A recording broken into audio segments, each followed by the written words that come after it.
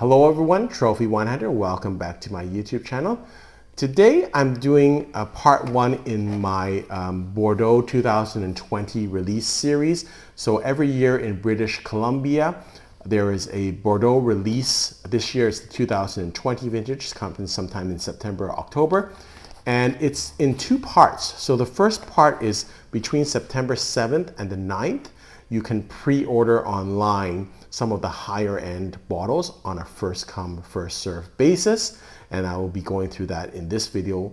And then the second part is some of the other, the rest of the wines, which they have more allocations of, will be released on September 23rd, I think starting at 8 a.m. And on that day, I will release my video probably around 10 a.m. in the morning after I've done my purchases.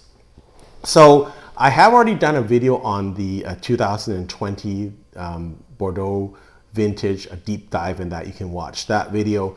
But in general, I think the vintage was not as strong as the 2016 and 2018 vintages.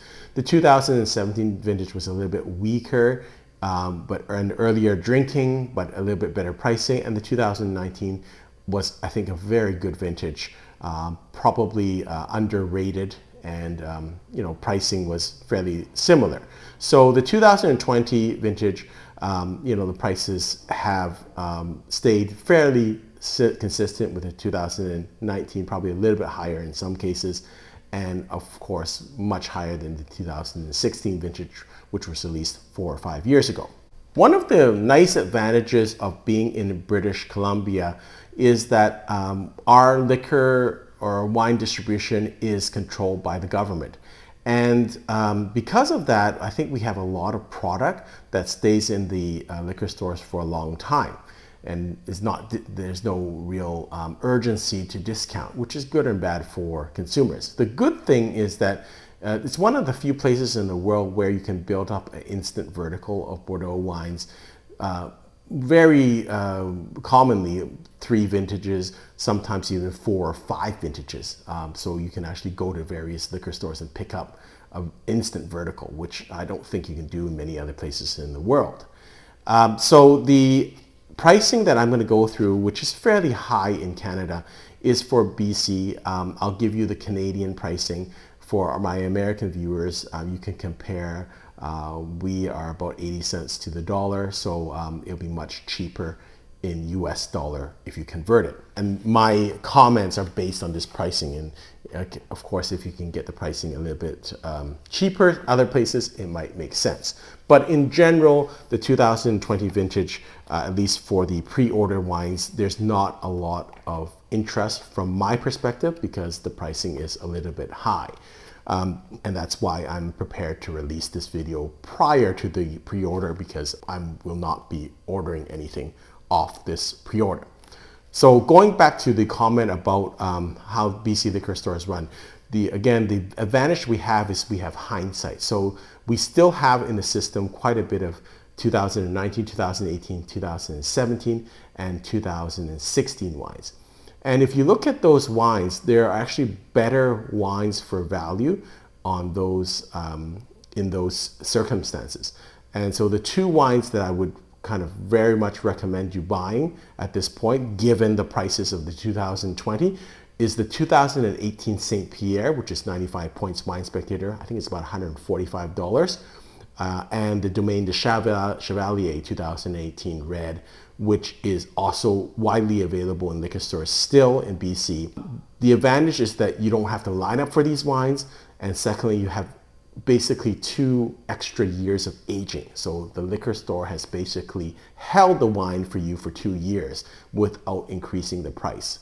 And so based on the prices that they are presenting this year for the 2020, I don't think there's a better deal than those 2 wines. So just to let you know what I bought on Primeur a couple of years ago, I bought a lot of right bank wines, and just in terms of my personal preference at that time, a couple of years back, Figeac had not been announced as a Grand Cru Classé A elevation, but I thought that would happen, so I bought Figeac. I also thought the Lafleur wines were excellent, so I bought Pences de Lafleur, I bought Lafleur, and I also bought Grand Village, which is one of their more entry-level wines, which I think is spectacular.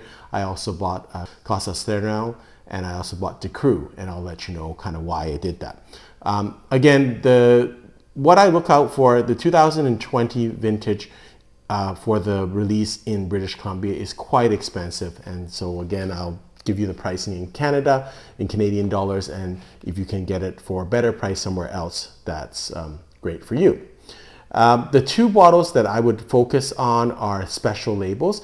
Why special labels is because generally speaking, they are generally command a higher premium at the auction market if you are going to resell the wines.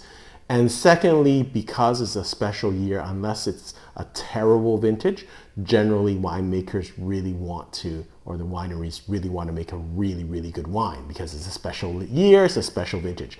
And there's two this year that you should keep your eye on. One is De Cru Bucaillou. This is their 300th vintage. It's priced at $480 a bottle, which is a little heavy for my taste right now, but luckily I did buy on primeur. Again, it's going to be a special label, and it's a nice, you're kind of getting with a special label a little bonus. It is, I guess, a 100-point wine by Jeb Dunnick, and that kind of shows the quality of the vintage and the care they took into this special label. So you're kind of getting that little extra for no real price difference. But the one that you should really focus on is Costa Sternau. So Costa Sternau is priced at $450. It's 99-point rating by Jeb Dunnick. And so that one also has a special label, but it's a gold foil label, much in the vein of Mouton 2020 or Margaux 2015. And if you look at those two bottles, and the price appreciation in those two bottles, that's quite tremendous. For some reason, whenever there's a gold etched bottle, it's crazy. The price jumps up. And even with the 2000 Mouton, which is arguably not their greatest wine out of the last couple of years, it's really commanded a huge price. The 15 has also jumped. The 15 Margaux is an exceptional wine, but that has also jumped in price. And I think that will be the case with the costs. It's a really beautiful gold etched label, and again, history shows that whenever a winery produces a gold etched label, it usually is quite special. So they're celebrating 300 years of winemaking and 20 years of Michel Rebert at the helm of Costa Sternau. If you kind of Google the picture, it's an exceptional label. One comment I have for BC liquor stores is it's unusual that they have not actually used Wine Spectator, which is probably the most read wine magazine out there. And what they have done, which is kind of slightly annoying, is that they've kind of chosen different wine rating services for different kind of bottles. And if you look at my previous videos, that's one thing that I try to tell people to avoid, because you can't go and pick and choose your rating and say, well, I'm going to just pick the best rating out there and use that as the score that I'm using. You should be consistent with one person and one rating system. Now, I know they have to sell wine, so that's why they try to pick that, but it's really hard to compare apples to apples then, because some ratings they will use Jeb Dunnick, some they'll use Wine Advocate, some they'll use Wine Independent. And it's really hard to figure that out, which one is which one. Yeah. So it's really tough, and I know that that's kind of what they have to do. But I would encourage people that buy to use the one that they trust the most and stick to that rating, because that's just fooling yourself. You're saying, well, I'm going to take the best rating from each one, and that's the one I'm going to use. That's really not useful in my opinion. Okay, so I'm going to go through a couple of wines that I think potentially you could buy, and again, it depends on your means. For me, I've been drinking Bordeaux for a while. I've collected Bordeaux, so I already have a lot of wines, and so I will pick up things that kind of will supplement my wine collection. But you know, there's nothing here that jumps out for me as a real steal. That may not be the case for people that are just starting out. So 2020 is not a bad vintage to start out in, except that with the pre-order wines, they are a bit expensive. So the wines that they're going through, I'm going to go through them fairly quickly. Angelis is at $1,000 a bottle. It's a great wine, but that's quite a price. D'Armagnac is at $120 a bottle, which I think is a reasonable price for this wine. It's always 93 to 94 point range on almost every rating service. 120 bucks is quite a nice price. There's a wine called Belgrave, which is, I think, a growth wine. I think it's a 5th growth. It's at $70. So if you want to drink growth wines, that's a wine that you can kind of get. I've never really loved that wine. I find it's quite austere. So again, for me, it's not a wine that I would chase. Becherville is a wine I love, but at 200 bucks, it's fairly expensive. I mean, it's a relative thing, but you know, it's not that bad compared to some of the other wines. Calon Segur this year is at $250 a bottle. That's a little high again for what I would like to pay for a Calon Segur, but it is a 95 point wine by Wine Spectator. The next wine is Canon La Gaffrière, which I think is consistently quite a good value in Saint-Emilion, especially if you age Canon La Gaffrière. I think it's a better wine than La Gaffrière. So it's at $180, which is fairly reasonable. That's of the wines that I'm going to talk about. It's not bad. So $180, 95 points. La Carme's Haut-Brion is a wine that's really popular with people. It's $250 a bottle. And so that's, you know, if you think about it historically, that means you're putting it at the same kind of consistency and quality level as Calon Segur.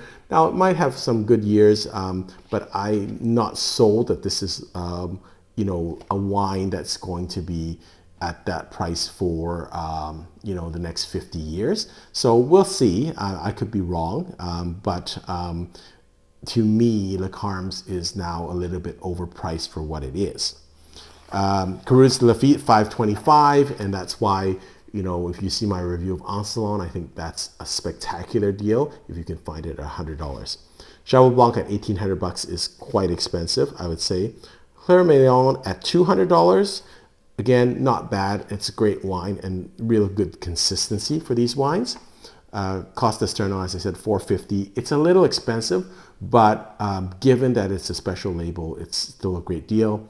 Domaine de Chavalet, again, this is one of these underappreciated, undervalued wines every year. It doesn't get a real name because it's not a growth wine. It's not really hot, you know, an in wine with the press or the media.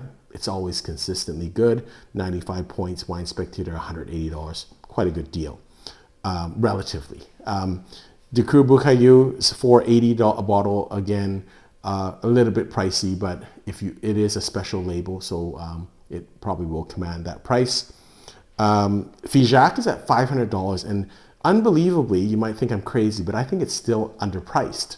Figeac is a Grand Cru Cassé A wine. So if you look at all the other Grand Cru Cassé wines, or those of that kind of level, like Cheval Blanc, who came out of the system, that's at $1,800. Angelis is at $1,000. Figeac is at half of the price of Angelis and a third of the price of Cheval Blanc. So I think there might be some value there with that wine. There is La Gaffrière, which is priced at $175. That's not a bad price for that wine, it's given that it is a 95 point rating. Another wine that I really like for value is Grand Puy Ducasse. I've done ratings on that wine. It's $95, so under $100 wine, but it's 94 points. So it's a forgotten wine. It's kind of in the shadows of Grand Puy Lacoste, which is, I think, arguably a better wine in terms of consistency over the years. It's at $180 and it's 96 points, Wine Spectator. Another kind of forgotten wine is Grotte La Rose from Saint Julien. It's $180, 95-point Wine Spectator. It's a second growth wine. So, you know, you're getting pretty good value for that, even though I'm saying everything is expensive. That's not a bad wine to, you know, buy some of, given that, you know, you've got wines like third growth wine like Calon Segur at $250. You've got a wine Le Carmes, which isn't rated at all, at $250. So that's not a bad deal, and somehow it hasn't really been in favor for the last little while. Hosanna, which is a Pomerol wine, is 95 points, is $250. Reasonable price. Lafite this year is $1,600. Lafite is Lafite. There's a wine from Saint Julien called Langlois Barton. I believe it's a growth wine, but at $120, 93-point Wine Spectator, that's not bad. It's quite reasonable. Liéville Lacasse this year is $590, 96 points, a little expensive. Liéville Poiferré is at $225, and it's 95 points Wine Spectator. Again, given the pricing, I would think Grotte La Rose is a better deal. Margaux, Chateau Margaux is at $1,600 this year. Montrose is at $400 this year. Again, I think a little pricey for what it is. Le Mission Opéron, $800 a bottle this year, which is, again, I would say a little pricey given, for instance, a wine like Pavilion Rouge Margaux, great second wine of Chateau Margaux, is at $500. So that's a great deal. Chateau Palmer is a great wine, but not at $850 a bottle, in my opinion. That's a little bit overpriced for it. One wine that I surprisingly don't think is overpriced is Petrus. Petrus is $3,900 a bottle this year, 96 points. That's not bad. For a Petrus, that's not that bad. Because I see that at auctions at very similar prices. So I wouldn't say it's a steal, but it's not, given the other pricing, not that bad. The Pichon families are always quite good. Pichon Baron is at $375, and Pichon Lalonde is at $390. Again, slightly overpriced, but if you look at De Cru at $400 something, you know, Palmer at $800 something, that's not a bad deal. Another, I think, undervalued wine is Smithall Lafite at $300. It's 95-point Wine Spectator. Again, relative to the other wines, it's quite, I think, well priced. But given that everything is a little overpriced this year. And then Trotanoy is one of my favorite wines, 96 points Wine Spectator. Again, $500 a bottle, a little bit priced a little bit high. So again, unfortunately, I have to be honest about what I feel about these wines, and there's not a lot of value in these pre-orders, and that's why I'm kind of sending those out early. There are some good wines, and again, for people that are just starting this collection, there are some wines that you can pick up that are fairly affordable in the $100 to $150 range that will serve you well in the long term. Hope you've enjoyed this video. Until next time, happy drinking.